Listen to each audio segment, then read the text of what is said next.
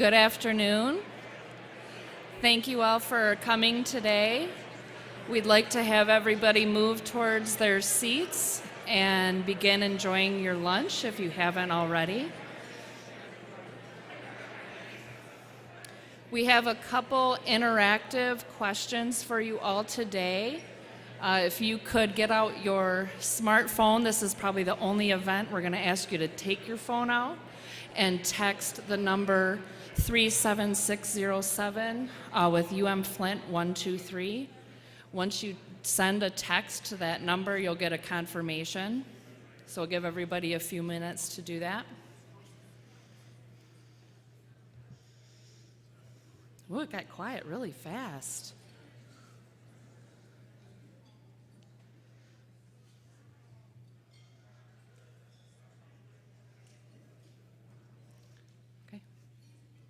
So the first question we wanted to do is ask who is in the room. So we have what term best describes you. And to answer the question, you can answer multiple times, but for each one, just submit one letter at a time. So if you're a business owner or entrepreneur, type the letter A and hit send. Government official or staff member is B. University faculty or staff is C. Students, D, other 33%.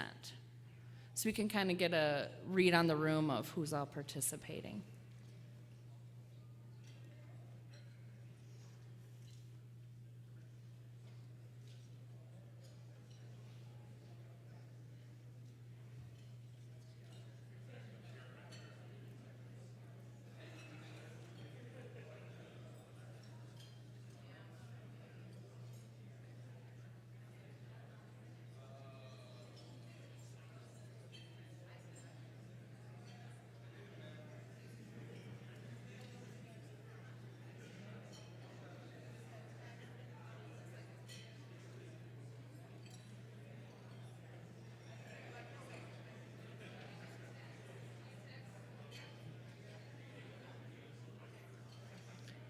So again, to join, if you haven't already, just text, instead of adding the phone number, you put 37607, and then the message you send to that number is Flint 123, and then you'll get a confirmation that you've joined the poll.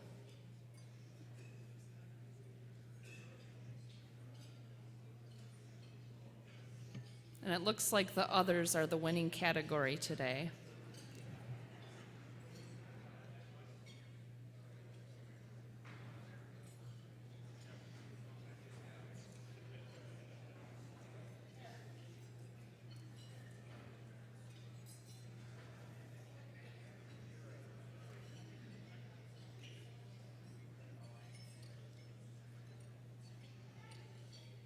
Okay, and we'll move on to the next question. So this is going to create, we're hoping, a cool word cloud.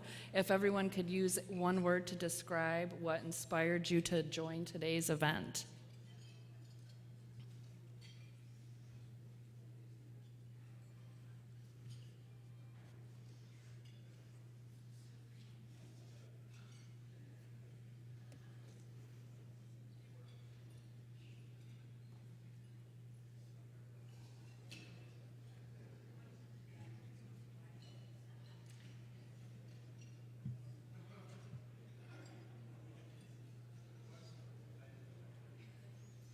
So it seems a lot of people are here wanting to gain more knowledge, see some opportunities for networking. Food is always a help to have at an event. So a lot with knowledge and networking, and we hope that you all take advantage of the networking. We're going to have a couple questions after the event today just to kind of wrap up and what you would see as next steps as well. So we'll let this continue to go, and we'll start our formal program about 12:20. Thank you.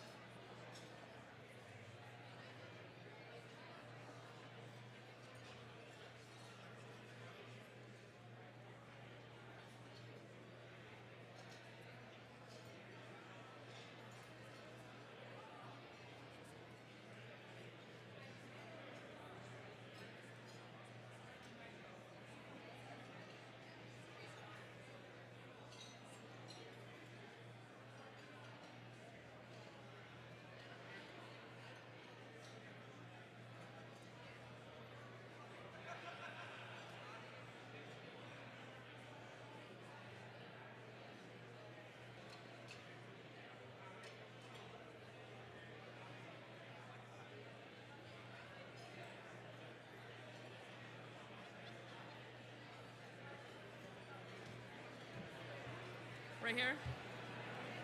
Yeah, I grabbed them.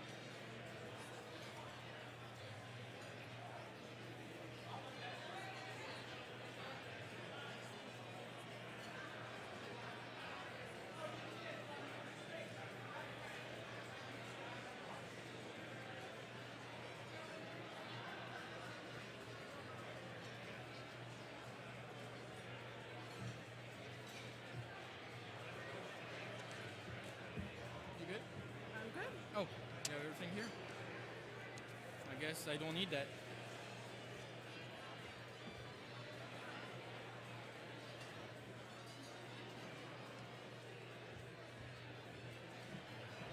Hello, hello. Hello, everybody. Good afternoon. Good afternoon and welcome. Welcome at the University of Michigan-Flint and our second Aspire to Transform conference. As I look around the room, I see leaders from business, government, economic development, and philanthropy and community organizations who are here and committed to advance the quality of life of our region. Your presence here today is a testament of your commitment. I also see many students in the back, and we're glad that they are here, and we hope that they will be their future generation to look forward to what we're going to discuss today. This annual conference offers a dialogue around important themes that are vital for the future of our city, of our region, and our state. Some are obvious, and some need more discussion for sure. Today, we are fortunate to have with us Alan Berube from the Brookings Metropolitan Policy Program and 4 distinguished panelists and a renowned moderator who will discuss the power of older industrial cities and how they play a central role in reshaping our progress. Before we continue our program, we'd like to thank the Brookings Institute who has worked with us for this event, today's speakers for sharing their knowledge, the Economic Development Administration of the U.S. Department of Commerce, our team at the University of Michigan-Flint Office of Outreach, our Chancellor and Provost for their support of our initiatives, the event and ITS staff, and a special thank you to our sponsor, the Charles Stewart Mott Foundation.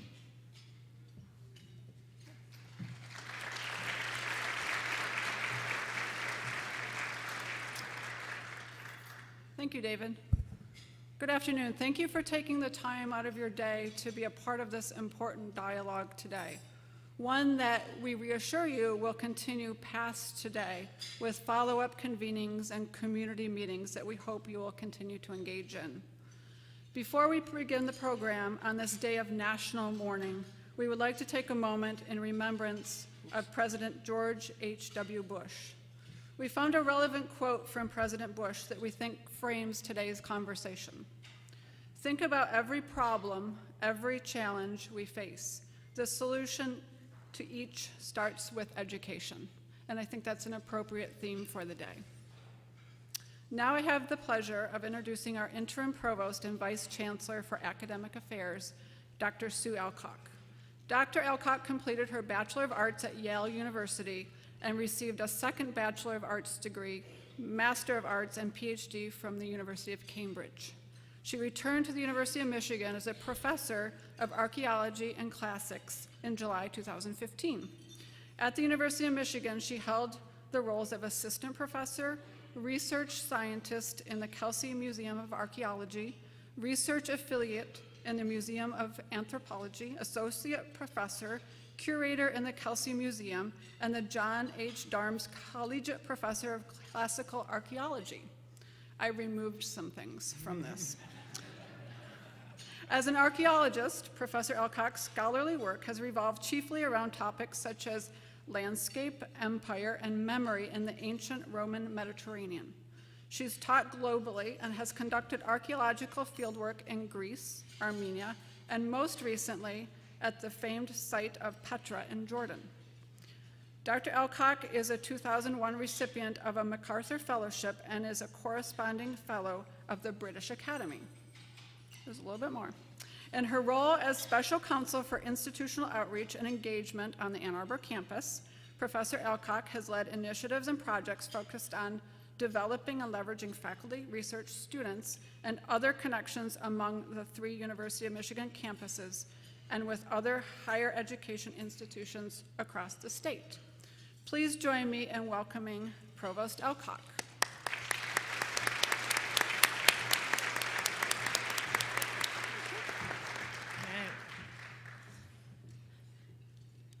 When it comes to aspiring to transform the power of older industrial cities, I would like to invoke a rather unlikely gaggle of people, places, and things. Julius Caesar, cauliflower coral, my hometown of East Hampton, Massachusetts, and University of Michigan President Mark Schlissel. They all walk into a bar together. And this is what... So, Julius Caesar first. Now, as an archaeologist of the Roman Empire, I have a terrible tendency to announce that there is nothing new under the sun. Global incentives and global recessions affected the productive cities of the Roman Empire in ways unexpectedly similar to what we see today. Now, it's true that 2,000 years ago, Julius Caesar set off more of what was kind of an olive oil war than anything else, but still, favored places and peoples won, and others suffered their way into silence. So there are many things, I would argue, that we can learn from studying how past decisions are taken from very high up and often from very far away, and how those decisions impact for centuries an urban population. Next up is cauliflower coral, the denizen of the threatened bleaching reefs worldwide. We had Elizabeth Colbert, the Pulitzer Prize-winning author of The Sixth Extinction, on the Flint campus yesterday, and she told us how there are marine biologists attempting to crossbreed coral species. I have no idea how you do that, but crossbreed them to improve their resiliency against higher ocean temperatures. And this was just one of several sort of targeted research interventions she discussed, interventions intended to fight back on extinction episodes. She also, though, passed on a very salutary lesson. Such efforts cannot be seen as quick fix silver bullets. They are not solutions with a capital S, but they're worth doing nonetheless. Despair is not an option. And as for my hometown, I grew up in a proud mill town in western Massachusetts, a town that is still finding its way after the departure of the textile, specifically elastic and rubber thread production. My family was there because the mills were there, and it behooves us to remember that all these issues are personal and familial, as well as economic and social. And that's where arts and heritage studies can step in and intervene and translate that change and, in many ways, the trauma of being post-industrial. Now, why this weird threesome? I guess this is just my own highly idiosyncratic, what the hell is she on about, way of making a case for how universities have an integral part to play in the understanding of older industrial cities. We can provide historical time depth and comparative data.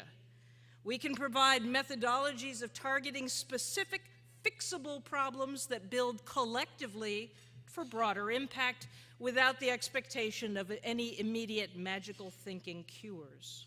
The arts can offer ways to understand and process and make good things come out of pain. Most directly, of course, university research can assist in providing evidence-based thinking that should ideally shape urban policy and practice and make real transformation possible. And this, of course, is where President Schlissel comes in, because a significant part of his presidential mandate for the University of Michigan, all three campuses, is to boost the role of public engagement, to encourage our excellent faculty to use their expertise and their energy to address the problems of the world head-on and in collaboration with all possible partners. So that is what the University of Michigan-Flint is here to do. Now, speaking of partners, it is now my enormous pleasure to introduce Mayor Karen Weaver. I didn't want to put her in at the beginning in the mix with Julius Caesar and Coral. Dr. Weaver is a Flint native and a graduate of Flint Public Schools, among many other things, including time spent at Flint, which makes me very happy. I suspect many, all in this audience do not need a lengthy introduction beyond remembering all that she's done, honoring Mayor Weaver for her long-term and divergent collaborative service to this community, and I will wrap up, shut up, and ask her to come forward and take us forward with the day. Mayor Weaver.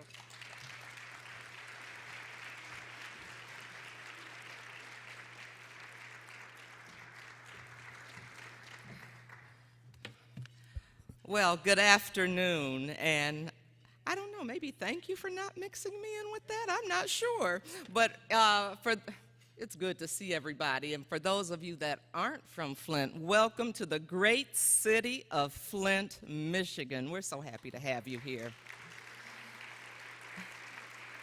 And you know what, I'm glad you said I got my start right here. I'm always talking about Go Green, but I have to let everybody know this is where I started at U of M Flint, and so I'm really glad to be here with you today.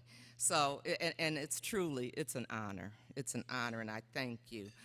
In Chancellor Borrego's absence, I want to say thank you to her, but I want to thank you, Vice Chancellor Alcock, for having me. I really, really do. And thank you to the Brookings Institution for coming here and being with us in Flint today. We're excited.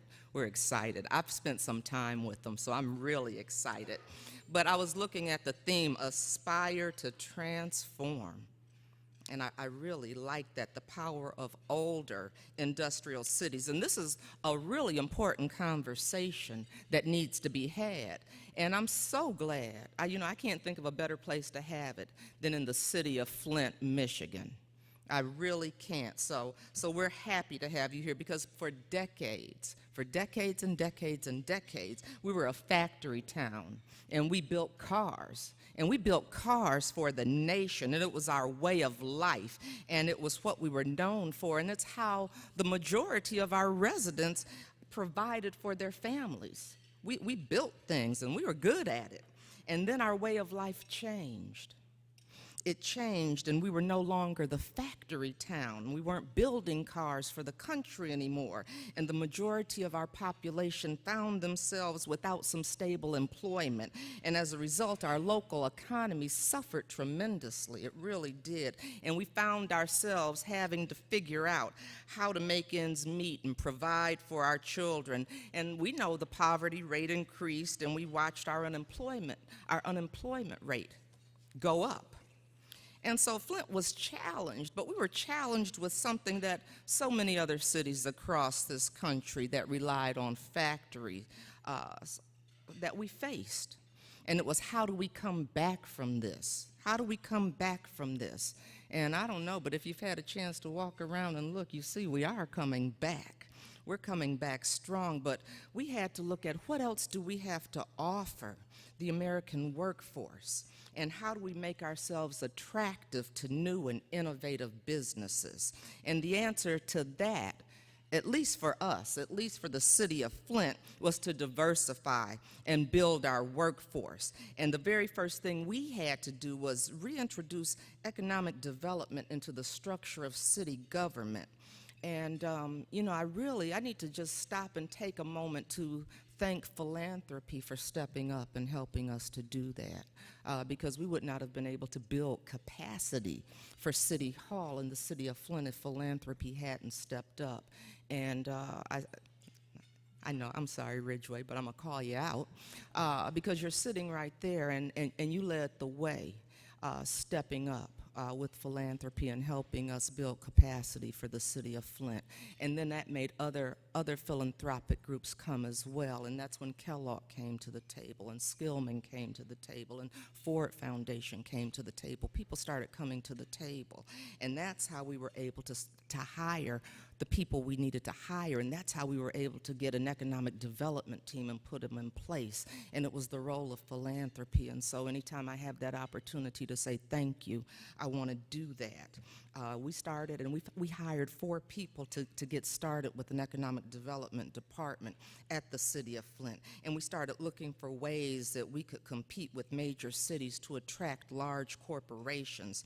And of course, in order to do this, we had to have talent to bring them here. And so one of the biggest questions we had to answer was, are the residents able to do the job that was required?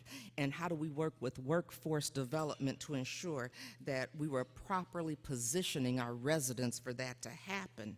So as we move forward and look at new and innovative ways to make Flint attractive for businesses and residents, we have to continue to change the face of our workforce here, and that's what we've been focused on. And while we have a ways to go, like I said before, we have made such progress. We have made significant progress, and we're really proud and excited about that. But you know what, I wish I remember what you said. Shut up and do something. I'm going to hurry up and stop talking because I know you didn't come to hear me. We came to hear our keynote speaker. So I'm just going to go ahead and introduce him because, like I said, a couple of months ago, I was in Washington, D.C., and I actually had a economic development team. Some of them were with me, and we had a chance to go over to the Brookings Institute. So I'm going to introduce our keynote speaker, who is going to say and talk about these things a million times better than I could ever talk about. Alan Berube, did I say your name correctly? All right, I wanted to make sure. As a senior fellow and deputy director at the Brookings Institution Metropolitan Policy Program. In this role, he coordinates and amplifies research from across the Brookings Metro on how to strengthen economic opportunity in regions, cities, and communities. Alan has also authored dozens of Brookings publications on economic and demographic trends in metropolitan areas, social policies affecting families and communities, and the role of cities in globalizing economy. He is co-author of Confronting Suburban Poverty in America, and prior to joining Brookings in 2001, Alan was a policy advisor in the Office of Community Development Policy at the U.S. Treasury Department and a researcher at the Center on Budget and Policy Priorities. He holds a master's degree in public policy from Georgetown Public Policy Institute, a bachelor's degree in chemical engineering from Stanford University. He's smart. And in 2004, Alan served as the Atlantic Fellow in Public Policy at the UK Treasury, focusing on mixed income housing policy. He lives in Washington, D.C. Is married, his wife Christina, and he has a daughter, Erica. So ladies and gentlemen, I know you're as excited as I am to hear from Alan. So Alan, come on up. We are ready for you.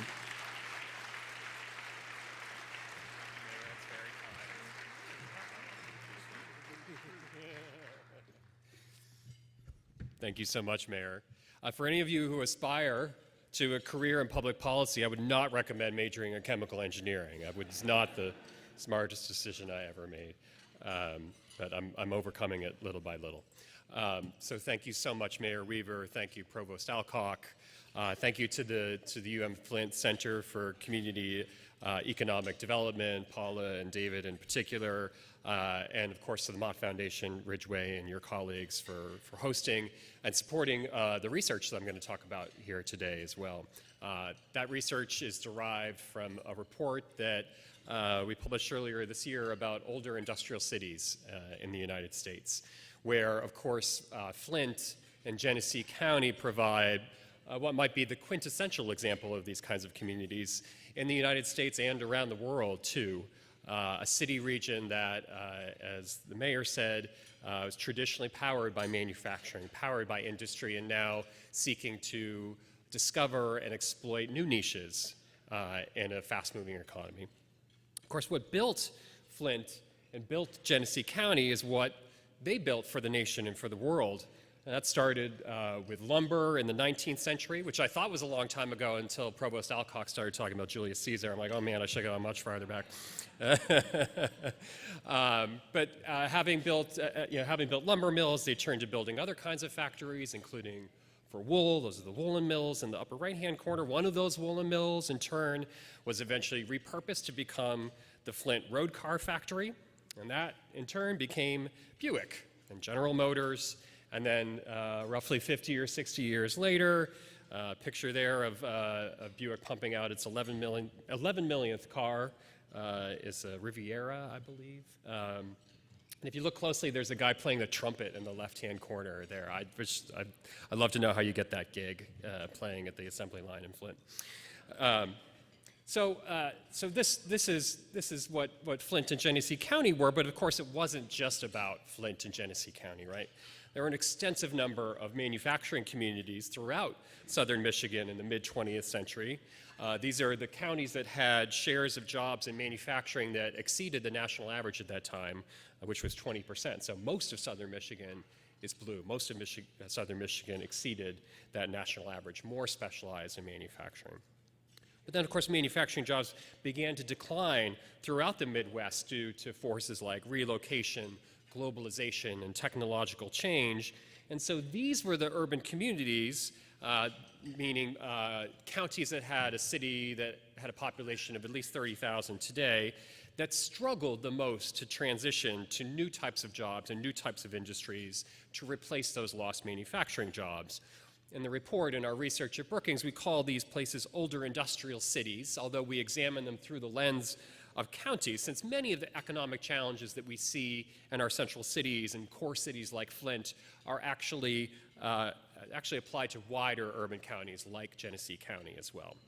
And so in addition to Genesee County on the map there, you see the counties surrounding the cities of Bay City, Battle Creek, Jackson, Kalamazoo, Muskegon, Saginaw, Port Huron, and of course Wayne County, Detroit, exemplifying these same sorts of patterns and similar sorts of challenges as a result. So, in part by definition, these were cities that encountered throughout the last half of the 20th century significant economic challenges, which I'll describe on the next couple of slides. And the most prominent challenge, as I noted earlier, was the loss of their manufacturing base. Actually, the number, if you look nationwide, the number of manufacturing jobs in the United States actually stayed about the same from 1970 to 2000, and actually rose slightly in Michigan, that blue line, over those 3 decades. But you can see across those 9 older industrial communities in Michigan, the number of manufacturing jobs dropped by about 30%, most precipitously, of course, as you all know here in Flint, during the 1980s. In 1970, these cities, these older industrial cities in Michigan, were more specialized in manufacturing than either the United States or the rest of Michigan. So the percentage of jobs in manufacturing in these cities was about 1/3 at that time. But then, as you can see here, by 2000, these older industrial cities really no different than the rest of Michigan, with fewer than 1 in 5 jobs in manufacturing by that time at the turn of the 21st century. And so along with the loss of the manufacturing base also came a loss of economic prosperity in these communities. If you turn the clock back to 1970, the typical household in Michigan's older industrial communities earned $65,000 in today's dollars, in 2017 dollars. That was above the national average by about $11,000 and about equivalent to what households made across the state of Michigan. Fast forward to 2000, and you can see that older industrial community households actually earned less than the national average, at about $5,000 less than in the rest of Michigan, and about $11,000 less on an inflation-adjusted basis than they did in 1970. And that's even after the fact that the 1990s were a somewhat better decade for these kinds of communities, thanks to recovery in the auto sector, than the previous couple of decades. In these regards, though, I want to emphasize that Michigan's older industrial cities have many, many counterparts across the United States. So that was the subject of this report that we published in April entitled Renewing America's Economic Promise Through Older Industrial Cities. That report actually identified 70 major urban areas in the United States, mostly in the Northeast and the Midwest, that share an industrial heritage and struggle to preserve and transcend that economic history at the same time. These are urban counties that, even given their historical concentration in manufacturing, have fewer jobs today than you would have predicted if you just looked at their economic structure in 1970. But notwithstanding those struggles, the report asserts that these cities possess considerable assets that can spur their adaptation to major forces affecting our economy and society, from technological change to demographic transformation, and in so doing, advance inclusive economic growth not only for themselves, but for their states and for the nation as a whole.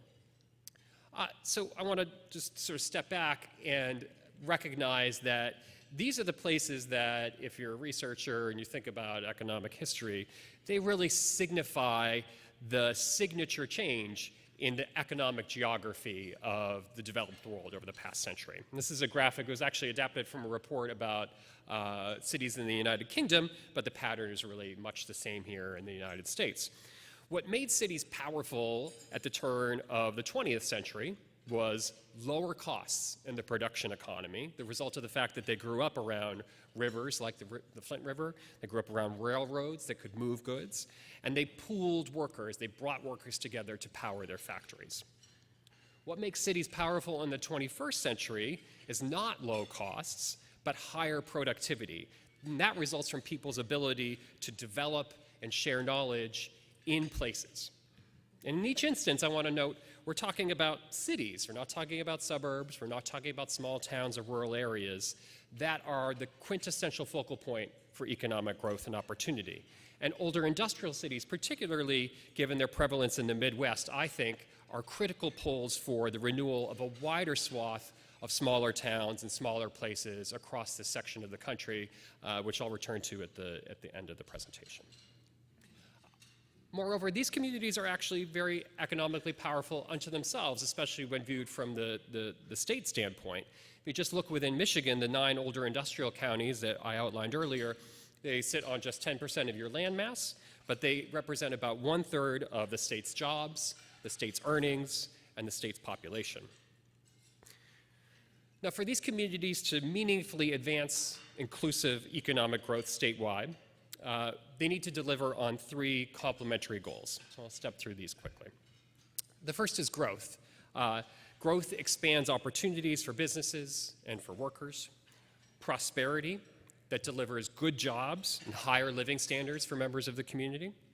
And then inclusion. Inclusion that secures benefits for all communities and all residents and reduces disparities along the way by race, by income, and by place.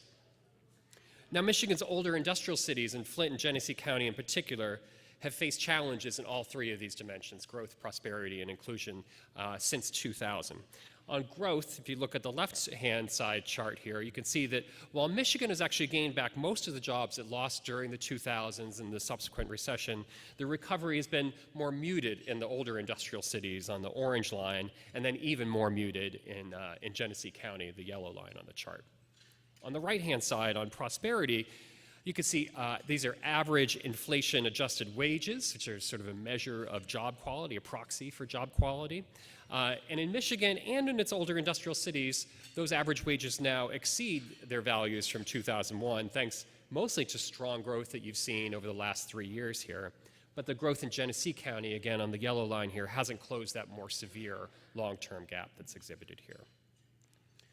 As our research at Brookings shows, though, that's the growth and prosperity picture, inclusion is what really, in the end, tends to be a linchpin for longer-run growth and prosperity. The places that achieve economic inclusion over time also tend to deliver higher growth and prosperity for, I think, a couple of reasons. A, because they're able to sustain a consensus in favor of policies that support growth because everybody's seeing the benefits of that growth, and because they're able to harness more of their talent, more of their human capital to propel their economy forward because they're bringing people, they're bringing participants into the workforce and unleashing their talents. So one key measure that we look at of inclusion is employment opportunity, the share of working age adults, that is age 25 to 64, who are in a job. And in 2017, that was about equivalent to 2000 levels, if you look, again, at the state of Michigan, the blue bar, and in older industrial cities in southern Michigan, the orange bar there. But that rate of employment, that rate of workforce participation fell by about 3 points in Genesee County over that same time. A second inclusion measure that we track is the income gap by race, which we see is quite significant in many older industrial communities in Michigan. If you look across these 9 places, white households earn anywhere from 40% more in Bay County to 90% more in Jackson County than households of color do in those same communities. And on average, across Michigan's older industrial counties and here in Genesee County, that gap between households of color and white households in terms of income is nearly 2/3. But because non-white households are such a substantial share of population in most of these older industrial counties, about 50% higher as a share of population than the statewide average, the racial income gap, I want to emphasize, really holds back the overall economic and fiscal well-being of cities, and in turn, their ability to invest in the public services that can improve economic opportunities for everybody. Now, all these challenges noted, and they're quite striking in a lot of regards, our report also observed that some communities that had an industrial heritage similar to these cities had managed to transition more successfully, had managed to grow new kinds of jobs, and provide greater economic opportunity for their residents. I'll talk about some of these factors, but at the outset, I want to situate Flint and Genesee County as a somewhat unique case in the American experience. There are only 4 mid-sized urban counties in the United States today, among at least a couple hundred, that have fewer jobs today than they had in 1970. And Genesee County is one of those counties. You look at the others, they include another GM city, that's Anderson, Indiana, it's Madison County, Steel City, that's Youngstown, Ohio, and a General Electric city, Schenectady, New York. That said, there are, of course, other mid-sized places in the developed world that face similar challenges, at least 4 in the United Kingdom alone. We've got Coventry and Dundee, Stoke, Middlesbrough, each also characterized, like these places, by significant employer or industry that in many cases has long since departed these communities. I think that one observation I make is I think that future networks and future research should do more to connect these mid-sized older industrial places with one another. And because I think in part these places have quite different kinds of assets and challenges than their bigger market brethren do, like a Philadelphia, a Detroit, a Manchester in the UK, or a Hamburg in Germany. I think there's more to do to unite the experiences and share the knowledge across these mid-sized places internationally. Ultimately, there are 3 basic attributes that we saw that seem to be associated with cities' performance on inclusive economic growth in recent years. You see examples of these in more successful older industrial communities and others that are beginning to take shape in places that over time have faced more serious challenges like Flint and Genesee County. So the first, I'm not quite sure what to call it, but for lack of a better term, I'm just kind of call it knowledge, right? The key ingredient that, as we talked about in that earlier graphic, drives economic growth and prosperity in the modern era. Since 1970 in the United States, the share of adults who possess a 4-year college degree has grown by about 22 percentage points. You can see from about 12% to 34%. That same growth has been a considerably smaller margin in Michigan's older industrial cities, including Genesee County, those right-hand bars there. And if you look at the map of all of these urban counties around the United States, you see just a handful that, like Flint and Genesee County, had a substantial manufacturing heritage back to 1970, where at least 1/3 of the jobs were in manufacturing, but then beat that national mark for increasing their educational attainment. That is, growing the share of their adult population that had a college degree by more than 22 percentage points over that time. Not coincidentally, this is a list of some of the more economically successful older industrial communities in the United States over this time, notably even Kalamazoo in Michigan as part of this category. And I think each can point in the knowledge domain to important initiatives in research, higher education, or even community-wide education efforts that have helped to restructure their economies more towards knowledge-based industries. Clemson's iCar research facility has really furthered the success of BMW in upstate South Carolina in Greenville. Northeast Iowa Community College is partnering with IBM in Dubuque to train workers for digital, what they call new-collar jobs. And then the Community Education Coalition has worked in Columbus and across Southeast Indiana to raise high school graduation rates, to implement new post-secondary programs in local colleges that have really been critical, I think, to keeping multinational manufacturer Cummins Incorporated, which is located in that community, competitive.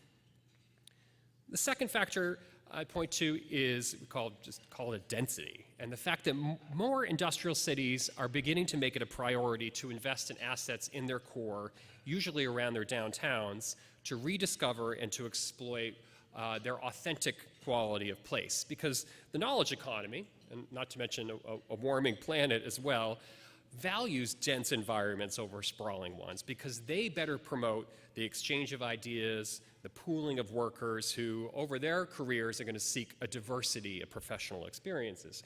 And I think this is an area in which more states are taking a stronger lead. If you look at Indiana's Regional Cities Initiative, Massachusetts' Transformative Development Initiative, New York's Downtown Revitalization Grants, these, each in their own ways, are spurring bottom-up planning in cities to leverage downtown historic architecture, waterfronts, and public spaces in each of those states, sort of older industrial cities and secondary cities in really smart ways.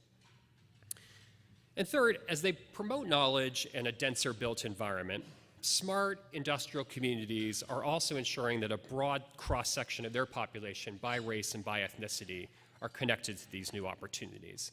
As the income statistics I was showing earlier suggested, these are cities that really, ever since the Great Migration from the South to the great factory cities of the North, have been characterized by deep racial disparities that are unlikely to close absent very deliberate action. So promising city efforts range from initiatives that extend social networks and supports for at-risk young people and underserved Baltimore high schools, to entrepreneurship assistance specifically tailored to underrepresented populations in Lawrence and other mill cities in Massachusetts, even to Shared Prosperity Kalamazoo, which is a new community-wide vision to eliminate generational poverty in that community. Now, I'd be remiss if I didn't say that I think none of these factors in the end is likely to emerge or to take hold in cities that lack the fiscal capacity or the authority to guarantee their citizens and their businesses the basic services, public safety, public works, and public health, on which we all depend. So this is not to minimize the critical importance of those factors, but rather to emphasize that our older industrial cities, our older industrial counties should also have a compelling vision for their economic future that can garner local and state support, both private and public, and it will ultimately help them improve the quality of those services that they're able to provide for their citizenry. And in particular, I think right now, and I hope the discussion gets to this today as well, the time is ripe for the state of Michigan to help its older industrial communities invest in themselves in these key areas, like many of the other forward-thinking states across the Northeast and the Midwest that I alluded to earlier. These are states that realize that the future of their state economies increasingly lies in their cities. And that's also the case that we're making in Washington, too. Ultimately, the federal government has to set the rules, has to make the big bets around issues like climate change, clean energy, research and development that can help transform these older industrial cities over the long term. And things have been, how do you say, like inactive for a couple of years now in Washington around these kinds of issues, but that could change soon, and I think we should be prepared for that moment. That's part of our job at Brookings. And the case that we make is that we don't think we're going to heal our country's geographic divides, which are deep and growing, by convincing everyone to move to San Francisco and New York, as many of my colleagues in the economic studies part of Brookings like to contend. Nor will we succeed, I think, by trying to put a factory in every last small town, as some members of the administration, I think, would like to do. But we do need strong cities in states like Michigan, because I think that's where we actually have the best shot at truly forging a stronger and more cohesive American economy, American society, and American democracy. So thanks for having me here today. I really look forward to the discussion to follow. Thanks.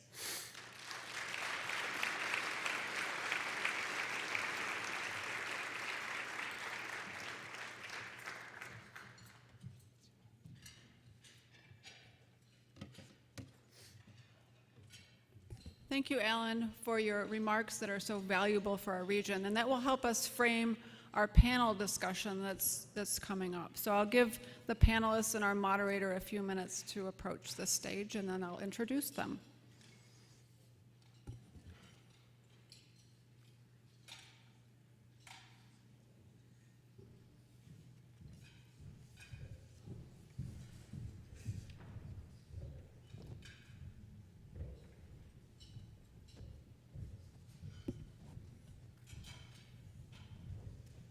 Okay, I'd like to start with our moderator. We're really pleased today to have Jeanette Tamayo from the Economic Development Administration in Chicago here just for the day to moderate our panel. So thank you, Jeanette, for making the trip. And it's a federal holiday, so it's her day off. So double thanks. Jeanette Tamayo serves as the Regional Director of the Chicago Regional Office of the U.S. Department of Commerce's Economic Development Administration. As part of this position, Ms. Tamayo oversees all of the 6 state regions' EDA university centers, including ours here at U of M Flint. Prior to joining the EDA, she held senior executive, legal, and management positions in government and nonprofit agencies. Her government experience includes employment and training, child welfare and protection, public benefits, legislation, agency regulations, and industry licensing. Ms. Tamayo is a graduate of the University of Illinois at Chicago and DePaul University College of Law. And I'm going to introduce the panelists, starting with Miriam Rasool. Miriam is the Executive Director of the Sylvester Broom Empowerment Village, a community organization on the north side of Flint that offers both academic and athletic programs to underserved, at-risk youth on issues ranging from educational and nutritional deficiencies to economic and water crises. Ms. Rasool works tirelessly to transform Flint into a just and equitable city by removing the structural barriers that can prevent children from reaching their full potential. Next, we have Raquel Team. Raquel is president of the Ruth Mott Foundation, a private place-based family foundation focused on improving outcomes around youth, public safety, economic opportunity, and neighborhoods for residents in North Flint. Born and raised in the city of Detroit, Raquel witnessed firsthand the challenges facing post-industrial cities and considers the foundation's focus on revitalizing North Flint a personal endeavor. Raquel earned a master's degree from the University of Michigan in Ann Arbor and a bachelor's degree from Harvard University. Next, Adam Lutzker. Adam Lutzker is Associate Professor of Economics at the University of Michigan-Flint. A native of Baltimore, he earned a bachelor's degree from the University of Maryland and his PhD in economics from the University of Michigan, Ann Arbor. Dr. Lutzker's research interests are in the area of capitalism, history, and the problem of how to choose between competing theoretical systems. Maria Woodruff Wright is the President of Operations and CFO of the Skillman Foundation. Previously, she served the Ruth Mott Foundation as the Director of Finance and Administration. A native of Detroit, Ms. Woodruff Wright graduated from the Cass Technical High School. She holds a master's degree in business administration from the University of Michigan Ross School of Business in Ann Arbor and a bachelor's degree in computer science from Northwestern University. On behalf of U of M Flint's EDA University Center and our Office of Outreach, I'd like to thank all of you for participating in this valuable dialogue. Please join me in welcoming our moderator and panelists.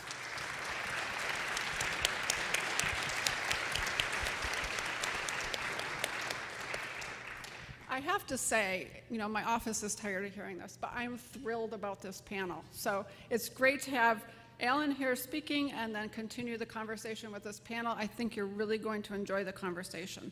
Following the panel discussion, Alan will come back to the stage and we'll invite you to ask questions of our speakers. I'm now going to hand it over to Jeanette. Thank you. Thank you, Paula. Well, we're really excited to be here and to listen to Alan's presentation. And what really struck me is that he spoke about the triple bottom line: people, place, and planet. People want to live, work, and play in communities that offer them all of the opportunities. It's the financial opportunities, it's the educational opportunities, it's the cultural opportunities, and it's the opportunity for hope, where they can raise their children and give their children everything that they envision for them. His presentation focused on the people, the place, the planet, and the need for inclusion. And at the very beginning, he said something that, from a federal perspective, is absolutely critical.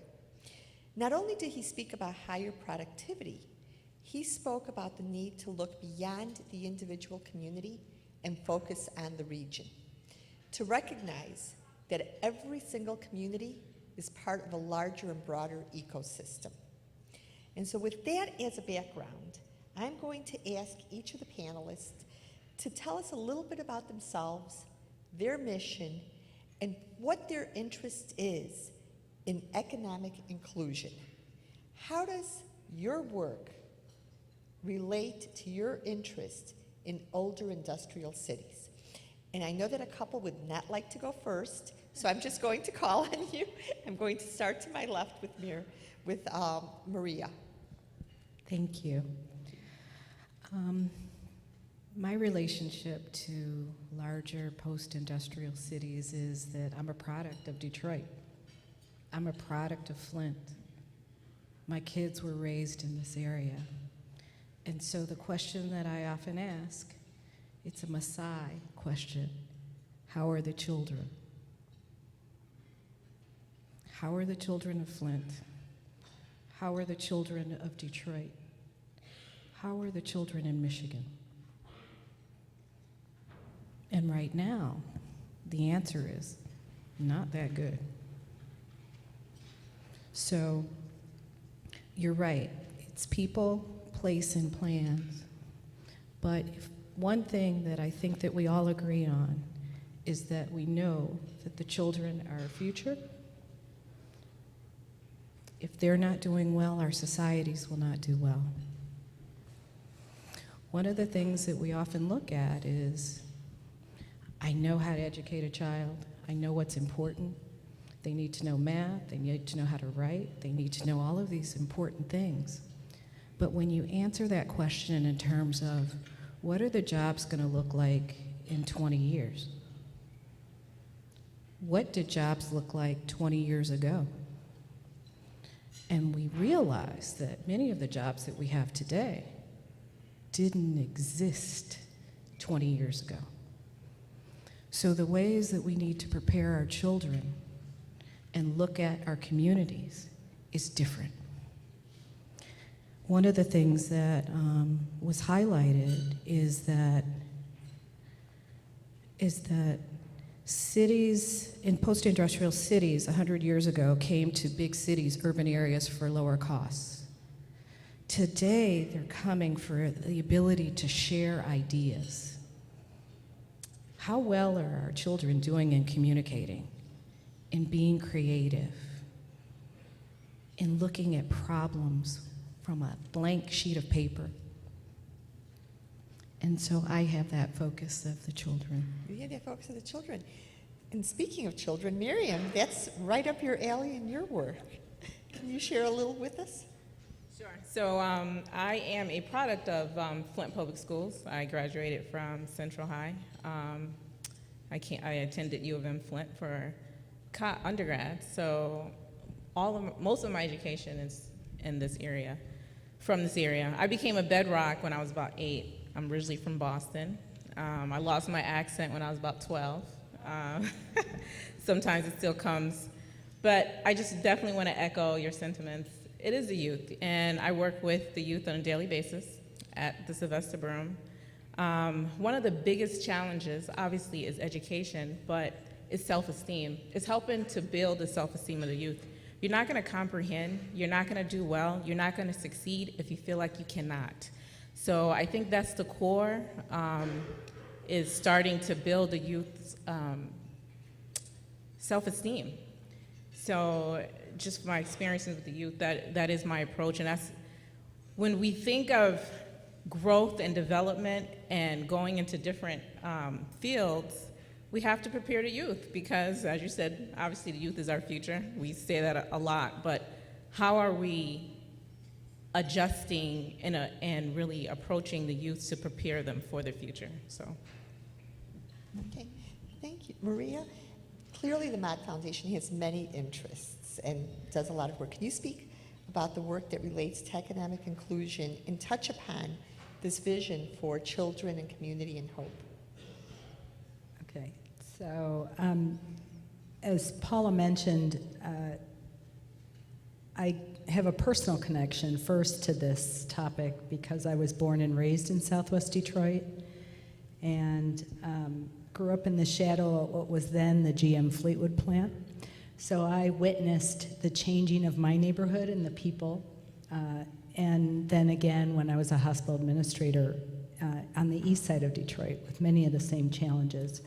So at the Ruth Mott Foundation, she also mentioned our priorities: youth, economic opportunity, public safety, neighborhoods. Within those priorities are specific focuses on jobs, access to jobs, workforce preparedness and training for youth, adults, and returning citizens, and small business support. So that's one of the ways that the priorities of the foundation and what we fund are connected to this topic. I think a more important way is this principle that Alan touched on around inclusion and economic opportunity for all, and that connection of inclusiveness. So it's not just about growth. We know that that's a key element that needs to happen. You can't, prosper as a region, as a city, as a community unless there's opportunities there for you. But we need to make sure those opportunities are available for everyone. So one of the reasons that the Ruth Mott Foundation is focusing on North Flint is because it's an area of the city that traditionally was not invested in, if you look at all the statistics, they're pretty stark. But we have actually already seen in the 3 years that we've been funding and focusing on North Flint with partners like the Sylvester Broom Empowerment Village and others, that if you provide those opportunities and those connections for people in neighborhoods that have not had those opportunities, that you start to see that trajectory change. Thank you. That's a great lead-in to talking about what are the economic opportunities in Flint, Genesee County, and the region. So again, bringing it from the small community neighborhood, block by block, to that larger area. Adam, with your economic background and all of your research and data analysis, can you share what you see as the most important assets in Flint, and what does the data and your information tell you? Okay, so the key things going on in the background, right, are technological change and globalization. And so jobs have become harder to figure out as we've automated more and more production. And then you have you've moved from national economies to these diverging regional economies. And each region is trying to figure out what it can do to attract business in various ways. The sort of three broad categories for this, I think, are right, as are mostly in Alan's report: the skills of the workers, the infrastructure of the region, and then kind of the institutional framework of the region. What are the sort of organizations that you have and the skills that are kind of embodied collectively in the institutions? And so Flint has some clear positives, right? Flint has the university, it's got healthcare, it's got various cultural amenities to attract people.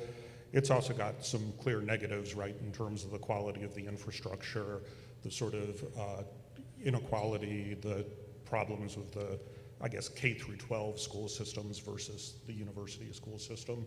So there's both a series of opportunities and challenges kind of around education and infrastructure that I think jump out at people. Following on that theme, Maria, what opportunities do you see? What are the assets here in Flint, Genesee County, that you see could be used in the future? One is collaboration. Many times I used to work here and lived in Genesee County, and it was homemade, homegrown, Flint. And that's really great. We're all proud of where we came from. But we're now in a global economy.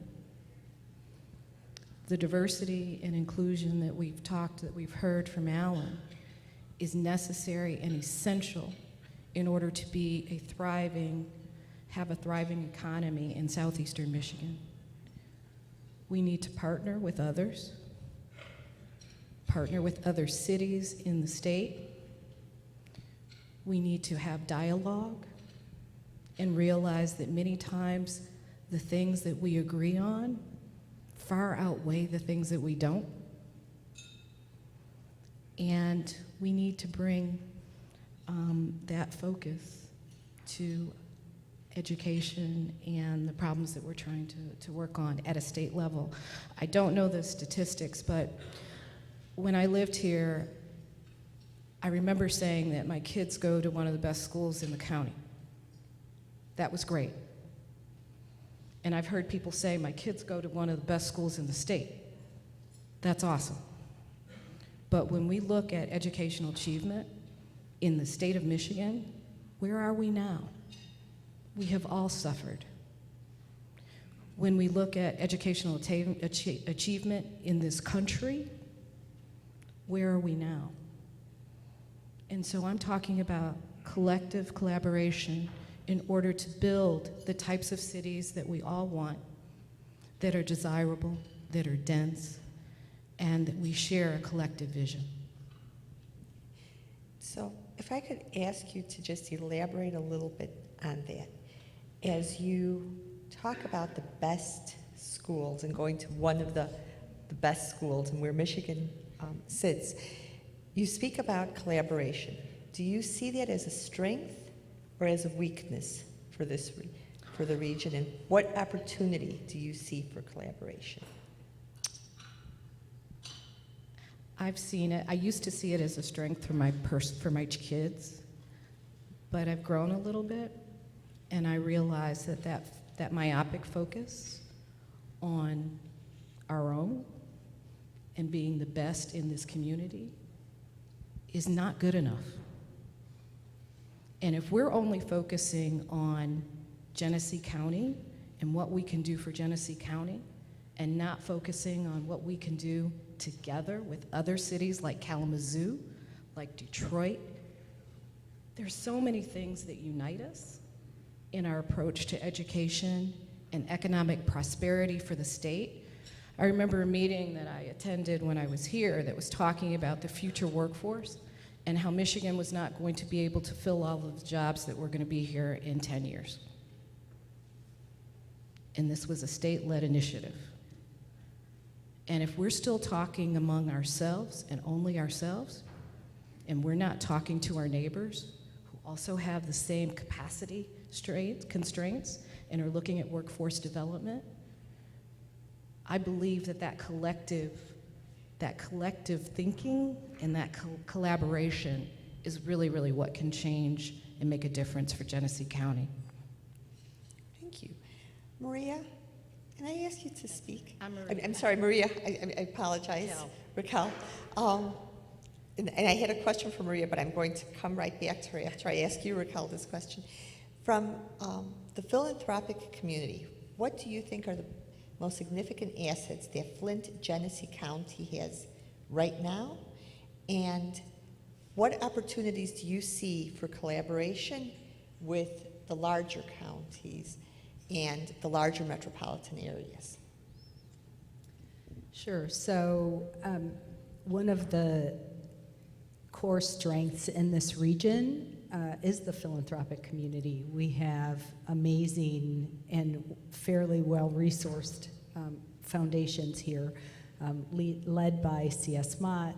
Many of my colleagues are in the audience. We have the Community Foundation of Greater Flint, ourselves, the Ruth Mott Foundation, the Hagerman Foundation. I mean, the list goes on and on. So we have, in a fairly small geographic area, a wealth of the wealthy foundations in the region. I think that they, to Maria's earlier point about collaboration, have done a pretty good job of coming together on specific issues. Where I think there are some opportunities is around, again, another principle that Alan talked about, and that's that collective vision from all of these sectors, not just the philanthropic sector, and having this coordinated vision around where we're going. Because if you don't have that vision, then it doesn't matter who you collaborate with. You need to know where you're going and what you want to get to then get the right people around the table, whether they're from the region, from a broader multi-state geography, and from a policy standpoint, if you're going to be looking at more global policies that affect every city that Brookings has studied, not just this one. Thank you. And so if I could go right back to you to the question, to jump back to the question, when you're looking at this collective opportunity, and we're also looking at a collective vision, what's the sentiment and the reception outside of Flint and Genesee County for partnering with this community and bringing it into the fold? And I ask this because sitting from the federal government perspective, very often we have the opportunity to meet with foreign governments. And the foreign governments are not interested, and I can speak to the Chicago, Illinois example in specific, they're not interested in any community except for Chicago. And it's not necessarily Chicago, it's that they want to know the distance to that urban market because they only know a few major cities in the United States. And so they're always looking at that city as the mark that they're trying to reach. What do you see and what potential is there for the other counties and the larger urban areas to partner and be part of a collective vision for this community? That's a big question for little old me to answer. I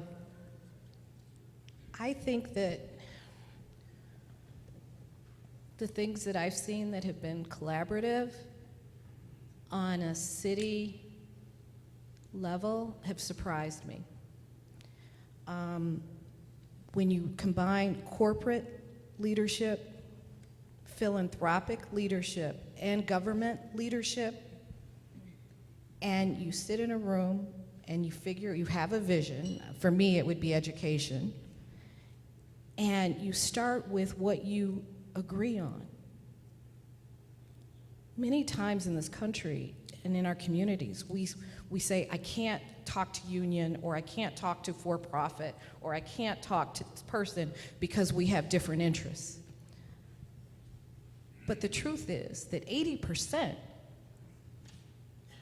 of our future is the same, and we agree on 80% of the vision. And so I believe that it can happen. I've seen it where things haven't been receptive, and then you just move on to the next county, the next person. But I think that we can learn from the other half of the state. It's not just Detroit and Flint. It's Grand Rapids, it's Kalamazoo.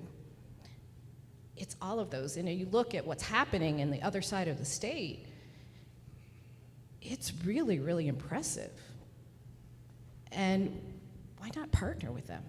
Create legislation that works for all Michigan children so that we're all succeeding and we're not comparing ourselves to Mississippi and Alabama anymore. So, Marie? I just want to say that if I had my wish, that the issue that we would across the country come together around is around equity, and that you can't leave a significant portion of the population behind if you don't have policies and practices, and I know we're not moving in that direction currently, but we won't comment on that further, but that needs to be on the agenda. That, I'm Hispanic, we're a large portion of the population, we're no longer going to be a minority, and we're being left behind.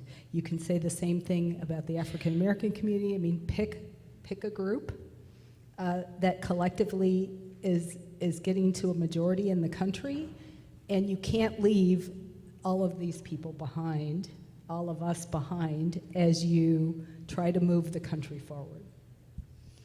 Marion, can you speak to the strengths, the assets, and equity and inclusion? Well, I would definitely say the strength is community. Community is a strength in a couple of different ways. When there's a need identified, I feel like if you gather the right people in the room, then that issue is addressed. So strong community. I also feel that we're really good about identifying what is broken in the community, which it sounds like a negative, but really it's a positive. If we know we have a broken education system, if we know we have a broken, if we know we have high crime, we're good at identifying what is wrong, and then we're good at trying to brainstorm, what we can do better. So I think those are positives that we can build off of. I also wanted to speak to the community that's most affected, by the industrial change. Is, yes, the people of color. And reading in the report, I believe is 1/5 are people of color who are affected, by this change. So I think I echo that. We definitely have to highlight that and figure out how are we going to make sure that it's an inclusive process, that everyone's included in this. Thank you. I have a question for you, and I'm going to follow up on this. How can we figure out how to make this as an inclusive process? And what can the universities as a sector bring to the conversation? How do you fit in creating equity, bringing about equity, creating inclusion, and supporting hope?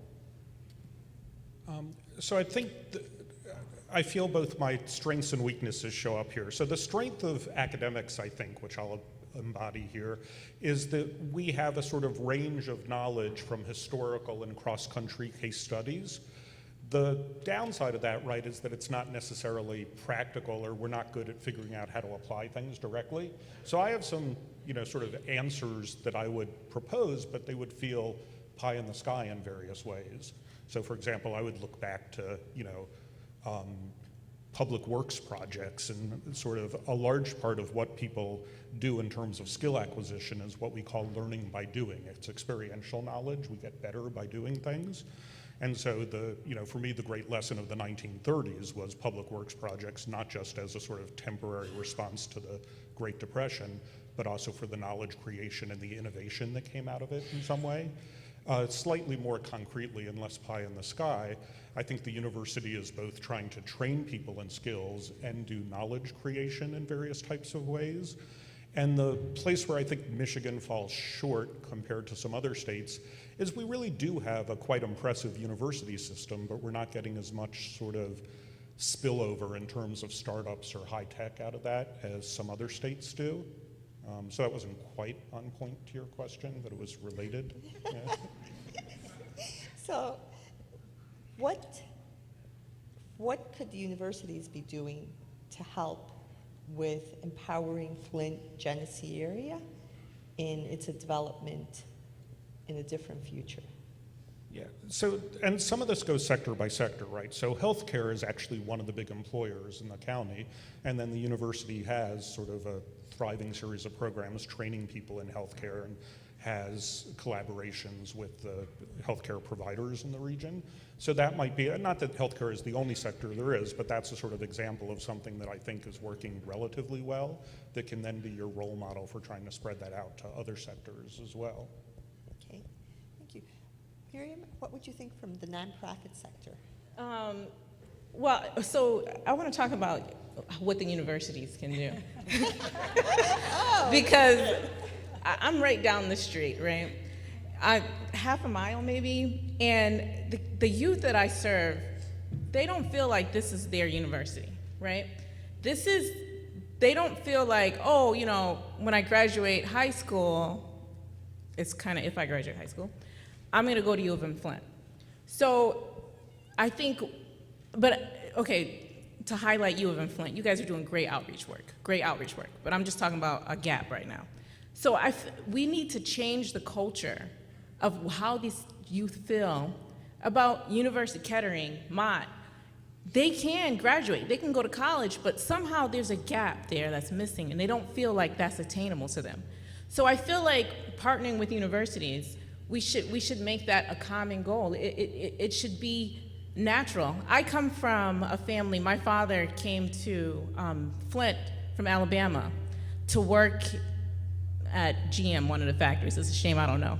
But he worked there for 10 years, and he broke the cycle, and he went to U of M.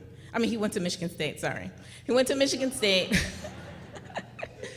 I'm U of M at heart, so forgive me. But he went to Michigan State, he broke the cycle. And for me, what that did for me was college was the only option. That's all I knew.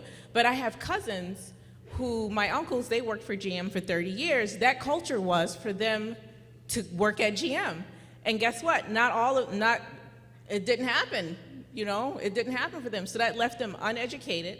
They didn't have no skill set. So it put them in a position where they wasn't prepared.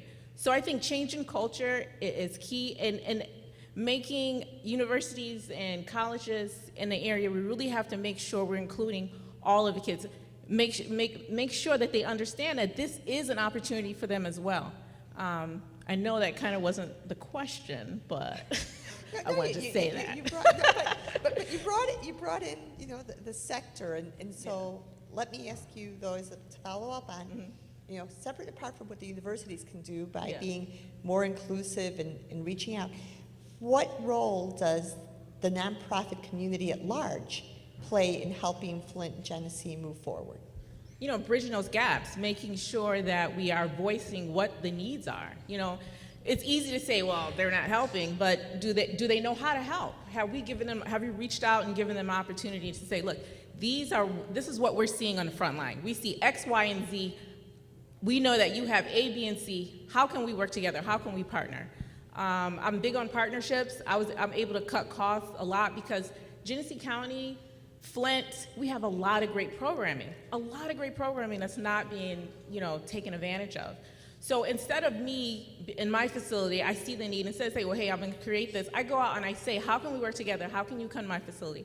I've cut costs, that saves on staff, that saves on curriculum, that saves on, a lot of extra costs. So identifying community partners, and you spoke to that earlier, Maria, that's key, So I think I answered your question.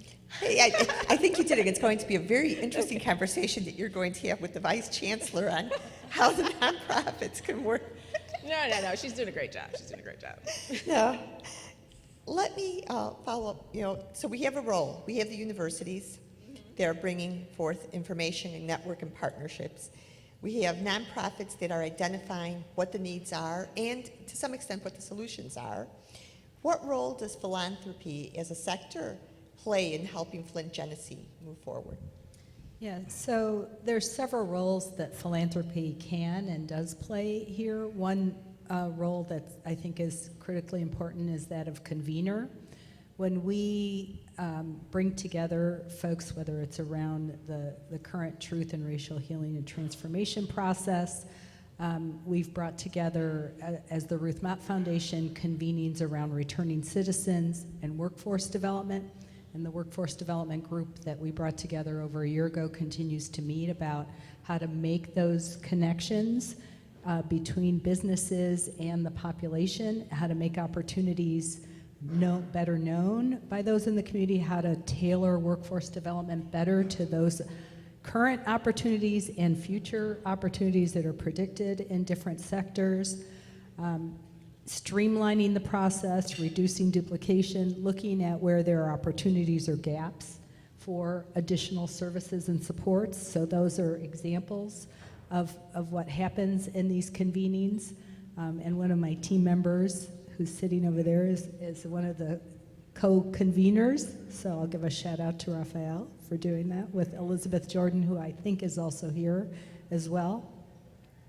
So that's one important role. Certainly as a funder, we fund a lot of the key nonprofits in the community that work in these different sectors with youth, us in particular, with youth and youth development, jobs programs, et cetera, economic opportunity supports, and neighborhoods, which again are critically important to all of these efforts. I think the other piece of that is partly theoretical, partly realistic, that we should be risk takers and provide that patient capital and have that longer time horizon, that we don't look at immediate returns on this and take a look much broadly at where trends are going. and having that patience to look at how things are progressing. One of the things that we've done in the last couple years is publish a community level dashboard, so that as a community collectively, that's a tool for all of us to take a look at key indicators, all of those indicators that are outlined in the Brookings report and others, and taking a look at how we're doing as a community and promoting that for everyone to use and to look at, so that we can look at that as a scorecard as a community. Another area I would say is, again, as a connector, an engager, doing that outreach to make sure people are aware of opportunities to bring people together around different topics. Okay, thank you. Now, I've been given the time signal, so this is going to be the last, no, this is the last question for everyone, and we have time for this. You know, the Brookings report identified 4 elements: technological capacities, strategic urbanization, diverse workforce, and inclusive regional growth as some of the items that really helped define those industrial older cities that were on an upswing. If you had to pick one of those categories, can you identify that category and in one sentence explain where you see the opportunity for Flint Genesee, why that category is important? And let me start with you, Marion. So I guess I would choose the category of technology. I mean, it's endless opportunities. It's a no-brainer, really. I want to say that, but maybe it's a brainer, I don't know. But, I mean, college is not even a necessity. I mean, college is always a necessity, right? It's always good to go to universities and colleges. But I'm saying there are people coming out of high school making $80,000 learning how to code, you know? So and not everybody is college bound, I hate to say that, but, you know, so this gives an opportunity for all people to grow. And not only technology attracts people, like these tech startup companies, it's an attraction, and it also keeps people in the area. We're losing, you know, most kids, they say, hey, when I graduate, I'm getting out of here and I'm never coming back. Why aren't you coming back? Come back, you know, what can we do to make sure that they come back? So I feel like technology is a draw, and it's also a way to, it should also be a strong path of trades and, you know, helping to build that skill set. Okay, so we've got 1 vote for technology. Raquel. Okay. Well, I want them all, but I would say, because I think it really encompasses all of them, inclusive economic growth. We have, I think the last time I looked at the statistic, 30 to 40,000 people who come into Flint to work at the eds and meds and other workforce areas here in town. And if we had prepared workforce, if we had young people who were ready, if we had all those things that I associate with inclusive economic growth, they would be able to vie for those positions. We wouldn't have, you know, 30 to 40,000 people commuting into town. We would be hiring local. Or getting them to getting them somewhere else. Or getting them to live in town and grow the economy. Adam. I mean, I guess I'll say it under the rubric of both technology and inclusiveness, but I think it's in making it easier to start up businesses and have an ecosystem of small firms doing related kind of high-tech things. That sort of, it's not going to be another large, stable bureaucracy. It's going to be a sort of network of startups that some of which grow, some of which go under, and just having sort of the skilled workers, the infrastructure, the ability for firms, and I think related to the auto industry and sort of also potentially like the energy sector is the potential skill set that we can transfer to. Okay, thank you. Maria? I'm going to have to go with inclusion because I believe in this country, innovation has come out of diversity. It's come out of people who look different, who think differently, who have problems to solve that maybe we haven't even conceived. And so I believe by that, by working together, by being inclusive and bringing everyone to the table, including our youth, that we can really make a difference. And I think that what if everyone in Genesee County had a skill set that's needed in southeastern Michigan, and this was the best trained workforce in southeastern Michigan? What would that do for the city? What would that do for the county? And what change would happen as a result of that? Thank you. And on that very hopeful note, would you please join me in thanking our panelists for sharing with us?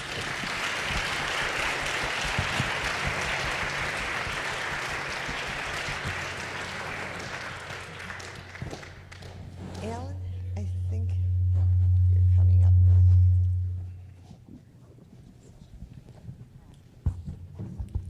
I think we're doing Q&A. I think, and now we're Yeah. coming up for a Q&A. Hang out here.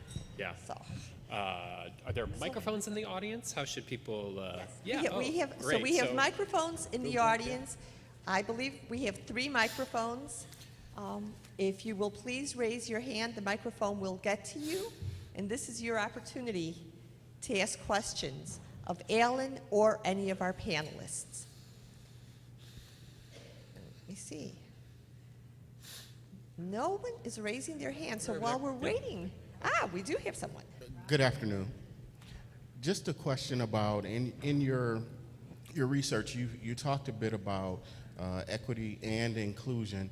And so could you give us some practical things that you've seen in your work that hasn't been done in communities that are really starting to potentially move the needle? Sure. Yeah. If people could hear, was a question about sort of what are the practical steps that some communities are taking to promote equity and inclusion, and panelists may want to weigh in on this as well.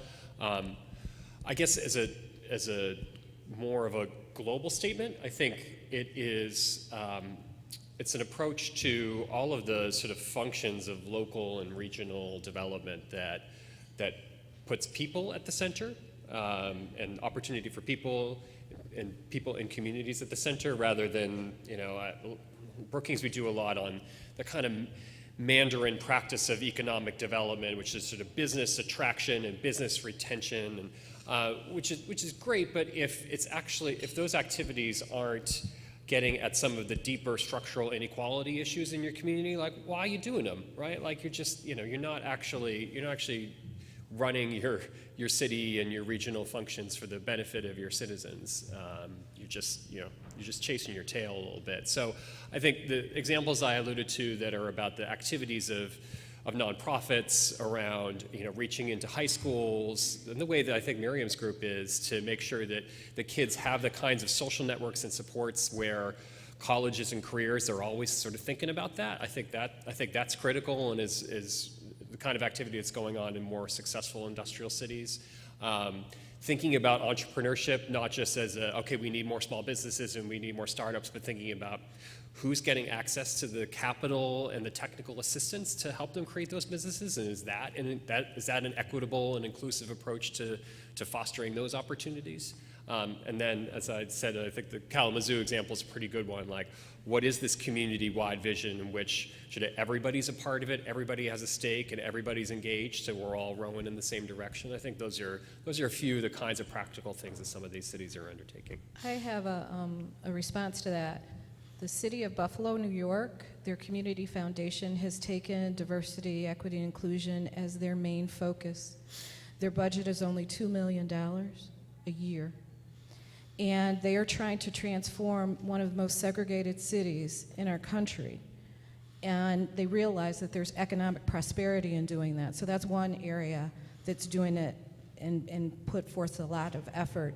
The other, I can't remember the city, whether it's Grand Rapids, Battle Creek, or Kalamazoo, but one city has taken every person who works for the city through diversity, equity, and inclusion work. And that has been really transformative in that city.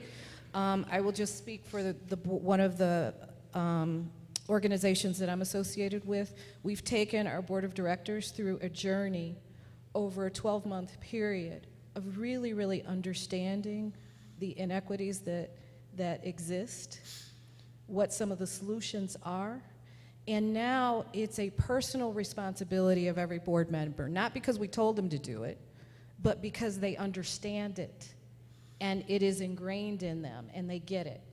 And when someone who's a leader of a for-profit corporation says, the more we're together, the more we live closer together, the better we'll be, and you can see the changes that are happening in those companies, I just think that those are concrete examples of things that we can do here. That's great. Now, Raquel, I think you said the city was Grand Rapids? I believe it's Grand Rapids because they have a... Is it Grand Rapids? Thank you. It was Grand Rapids. Okay, thank you. Thank you. You have a question over here? I think it's often easy to relate to the different cities around the state. And I'd like to know maybe what your thoughts are about more regional. We have industrial cities such as Wausau, which are more rural areas, but there seems to be a bifurcation in this country between rural and urban areas, where the urban areas are focused on urban areas and the rural areas are focused on rural areas. And sometimes we have more in common with these rural areas than we think, through poverty, needs for education, needs for jobs, and there may be some ways for these communities to work together rather than looking at the Grand Rapids, which probably has less in common than maybe the cities down the road. And I'd like to know what your thoughts are about how we can work together to bring urban areas and rural areas closer together. Thank you. Alan, if you could do you have some examples that you could share, and then I'd like to ask the panelists for some ideas. Sure. I think the Indiana example that I alluded to in the presentation, it's called the Regional Cities Initiative, and then the way that New York State actually runs its economic development supports bottom-up economic development visioning and planning and collaboration that is not just about the core city, but about the wider set of counties that surround those cities, which often include not only suburban, but also quite rural areas, smaller cities, smaller towns as well. So I think, giving people money that forces them through a process to thinking about what their shared priorities and shared identity are, and then, getting them to lift that up for investors, for educators, I think is a good. I think that's a good and a smart thing, and something I'd like to see more states take on, and that might actually bring these kinds of partnerships between often, polar urban and rural areas together. That said, I think as researchers, we could also do better to differentiate, in fact, what are the viable economic opportunities in the technology economy for a Chicago versus a Detroit versus a Flint versus the name of the city that you said that I hadn't heard of before, right? Because they're not the same, and I don't think we should assume that they're the same, but I think giving people a sense of what that supply chain looks like would help them to locate themselves better in that conversation. And something I'd like to add, for those of you who might not be as familiar with an EDA University Center, so the U.S. Economic Development Administration funds universities to serve as catalysts with local communities, not only to help answer these questions, but to really be boots on the ground in helping bring communities together and be able to talk about and find examples and opportunities to bridge that rural-urban divide. We were so excited to have the opportunity to fund University of Michigan-Flint because it's the first time that the University Center was being housed here. And it was important because Flint, Genesee, is part of a much broader region from our perspective. And so we have to tackle the urban-rural divide. And there is so much commonality in the smaller communities. I think that looking for solutions to the universities and to the communities is critical. But you have a resource you can tap into, and I just wanted to point that out. I believe we have another question. Hello, Director Tamayo. It's great to have you back in town. I'm Janice Karcher. I'm on loan from the Flint and Genesee Chamber of Commerce to the Mayor's new economic development team, which she mentioned. One of the points that you made, Alan, was about the critical nature of support from the states to urban areas and cities, and this is definitely a topic that's been at least highlighted by the business leaders for Michigan over the last couple of years. Could you touch more on how you view Michigan's policy related to our major cities and the support or lack thereof of resources and flexibility on tax policy, other kinds of things that are Michigan-centric? How do we compare? That's a good question. Sounds like a trap. I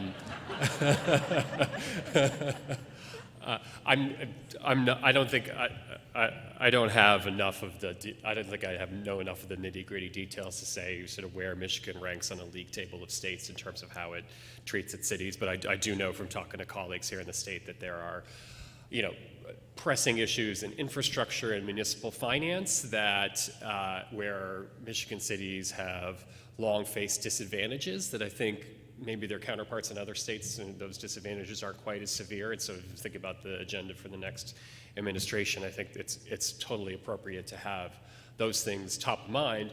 The kinds of initiatives that I was alluding to here are more about, they're about money for places, and they're about helping cities and counties do things that they might not be able to do just on their own dime or on the local philanthropic dime. I think that's really important, but it's more about what's the statement that the state of Michigan or other states are making about the value of their older cities to the economic and social future of the state, right? And in the Midwest and South, like oftentimes the rural folks dominate the legislature and the money gets spread around like peanut butter, and at the end of the day, nobody has enough to do anything meaningful, right? So I think it's sort of, can we change that mindset? Can we concentrate investment and activity in ways that, it serves cities, but also serves the wider counties and regions of which those cities are a part? And this, not to pick on what Raquel was saying, but 30 or 40,000 people come into Flint each day to work in your eds and your meds. Like, at some level, you should want that. You should want to be the employment hub. You should want your people in Flint to be more competitive for those jobs, but you want to be a thriving regional center that serves the wider county, the wider set of smaller cities and towns around, because that's what makes you understand that, hey, we're all in this together. I've got a stake in the future of Flint and downtown Flint, because that's where I work, and that's where I meet people, and that's where I go out after work, and I enjoy the cultural institution. So I think things that revalue cities in the state capital around their future, I think, are really important. I think that Michigan, if my friend John Austin is an authority on this, I think he is. I think Michigan's got lots of room to grow in that respect. So I would urge you to think about that going forward. We have a question. Thank you, Alan. We have a question here in the back. Yeah, you kind of answered my question, but I just want to ask in that same vein. So then let's kind of kick it up to the federal level. So can we kind of dive into more of the nuance of the statement that 100 years ago companies moved into cities to reduce labor costs, but now they're just sharing information? I mean, there's a lot of even federal policy that's kind of in the undertone of that statement. Like when we're thinking of, urban sprawl, federal policy that supported suburban development, why some of these factories relocated overseas or out of cities. So could you kind of go into that and talk about the impact of those policies and how cities are still kind of trying to counter that today? Yeah, and I forget if Mayor Weaver alluded to this or maybe Provost Alcock, that there have always been sort of the problems that these cities have are not of their own creation, that there are national policy actors and global economic actors that have made as big or even larger imprint on the economic state of affairs in communities like Flint than local actors have over time.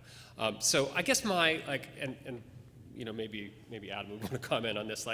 I guess if I step back and I say okay, so what happened in the 20th century and what's going to happen in the 21st century? People were in cities because that's where the rivers were, and that's where we built the railroads. That's how we that's how we manufacture goods and move them to market. And then we had a mass movement in the early to middle part of the 20th century that, it was about companies relocating to the South from the Midwest for lower labor costs, and then eventually even farther south over the border to Mexico, Latin America, China, et cetera.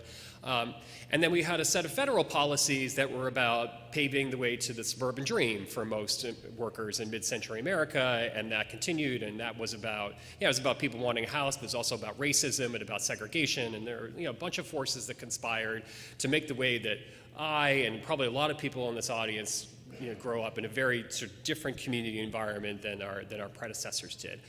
I just think now it's swinging back, and there's not in the global economy as it exists today, the industries of the present and the future value a suburban existence much less than the General Electrics of the 1960s and the 70s and the Bell Labs and their huge suburban campuses. I just think that companies and people as well, companies want a different existence because it makes sense for them economically.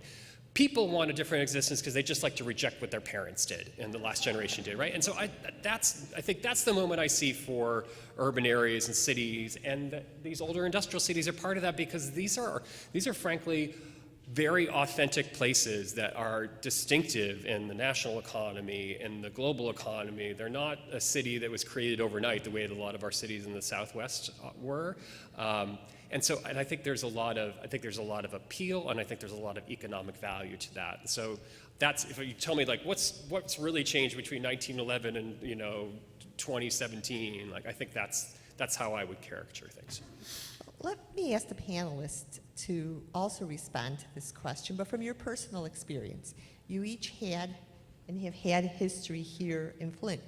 What policies, either at the federal or the state level, do you believe impacted that change and might be worth revisiting at this point in time?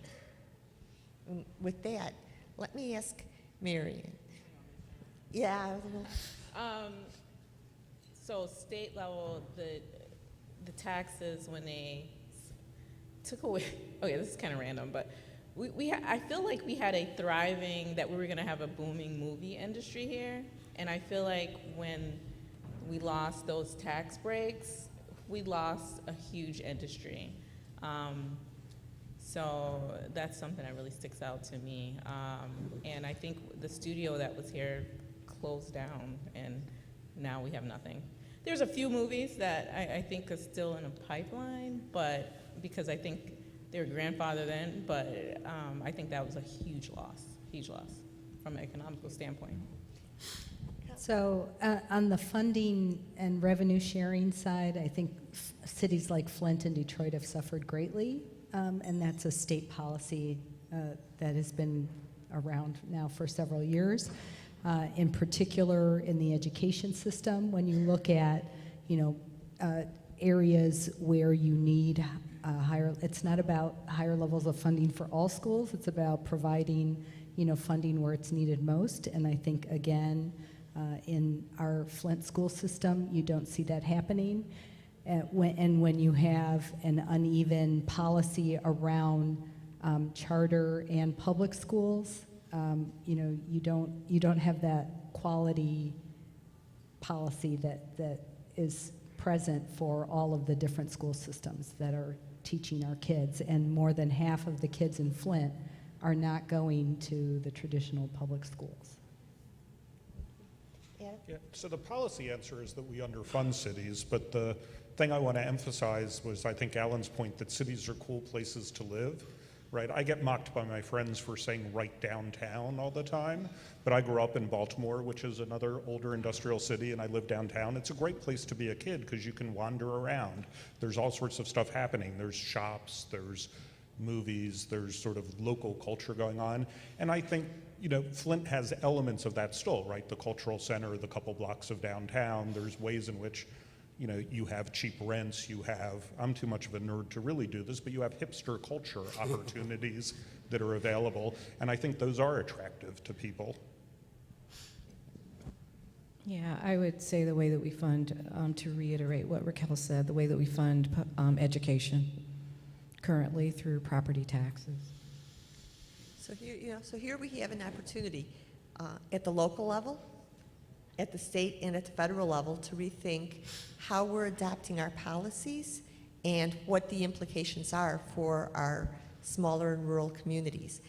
And with that, I'd like to thank all of our panelists, ask you to join me in thanking our panelists, and Alan, and closing the session out.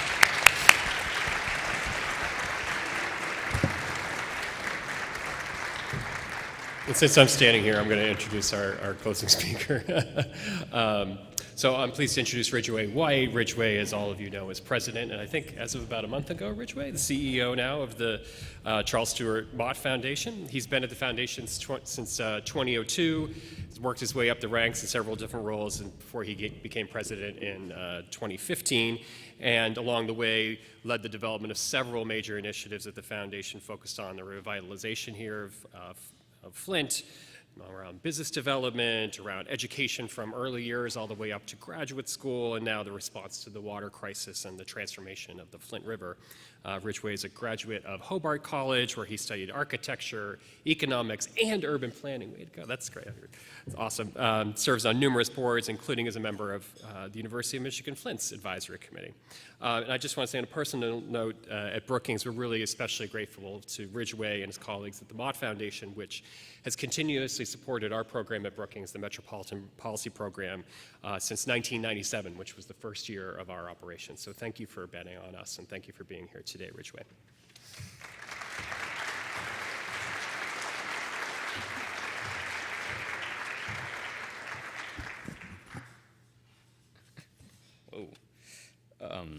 I've got to figure out my notes here. Well, I wanted to say thank you. Thank you first to the university. Let's see if I can figure this out. The Economic Development Administration University Center for Community and Economic Development. To Paula and David, who put this whole thing together. Amazing job here. To Brookings and Alan for the terrific work and for studying a place like Flint. It's a great labor of love. I want to thank our panelists. They did an amazing job.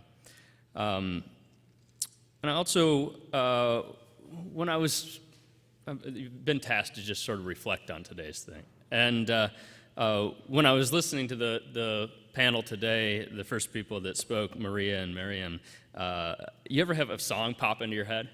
So I'm listening to them talk about children. For some reason, Whitney Houston pops in my head, and Teach the Children, right? So I've got this thing stuck in my head. So I'm thinking, I got to get back to economic development. But at the end of the day, they're right. It's about children. It's about saying that we can't claim success until every child, every person that's born in Flint has an equal opportunity to success somewhere else. And I think that one of the other people that I want to thank here is the whole audience here. There's a collective spirit in this room that is focused on a daily basis and trying to transform this city, that wants to come to a conference, that wants to come to a luncheon and devote their time to aspiring to transform. And that's terrific. I appreciate that.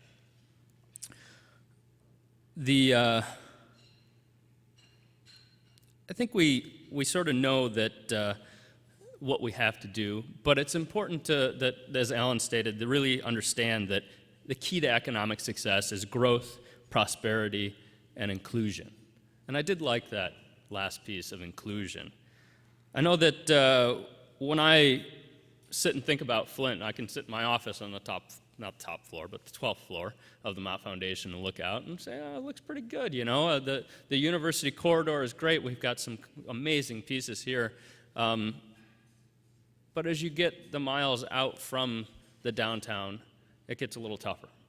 And so I think we do have to think about inclusion and how do we include the neighborhoods and every person that's in Flint in this effort of trying to turn around our city.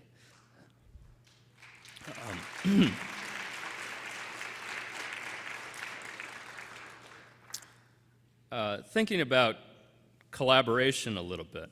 The collaboration of our region. I've been reflecting recently. I've had to go out to Silicon Valley a couple times, and I think it takes 2 hours to drive across Silicon Valley, right? It may not be as long a miles, but the traffic is terrible.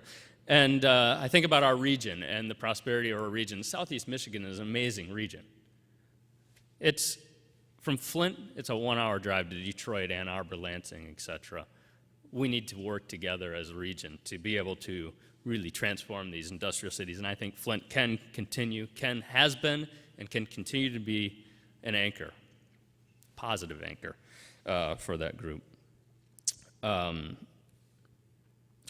institutions and organizations that are in Flint, our urban framework is amazing when you think about it.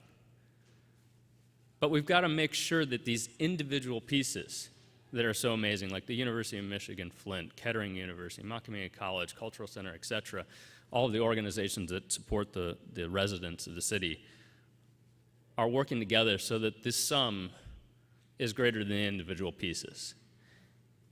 And so I think that in order to succeed, that's got to be our goal. So I want to challenge the audience today to be committed, that we are committed to the idea that what was broken by the water crisis, by the macroeconomic headwinds that have faced Flint, that they can be put back together, that the pieces can be put back together in a stronger and more unified way. So thank you for coming. I'll give you that challenge.